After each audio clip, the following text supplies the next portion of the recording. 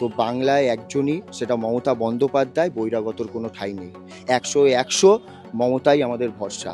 মমতা বন্দ্যোপাধ্যায় ছাড়া বাংলার মানুষ কিচ্ছু চেনে না, বোঝে না। উনি টাকা পয়সার থেকে নিয়ে আমাদের চাল টাল রেশন পানি সব যা দেয় সব দিদি দেয়। আজ অব্দি দিদির দিয়ে যা পেয়েছি কোনো পার্টির দিয়ে সেটা পাওয়া যায়নি।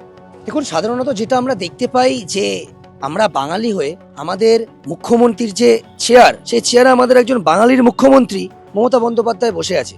কিন্তু এই মুহূর্তে দাঁড়িয়ে বিজেপি নামক এই বহিরাগত দলটার কাছে এমন কোনো মুখ নেই যিনি বাংলাকে সামলাবে। বাংলাকে সামলানোর জন্য ওকে বাংলার বাইরে থেকে কাউকে এনে ওই পুতুল মন্ত্রী বানিয়ে কোনো লাভ নেই। এটা বাংলার মানুষেরা ভালো করে জানে। কোনো বাংলার মানুষের আঙুলের কোনো রকমের হাত কাঁপবে না। বাংলার মানুষ বারবার বাঙালিকেই ফিরিয়ে আনবে। বাংলার মানুষ মানে আমাদের কাছে বাঙালি মুখ্যমন্ত্রী মাননীয় মমতা বন্দ্যোপাধ্যায়। এবারে ভাই ভোটের লড়াই এই এখানেই দেখবো।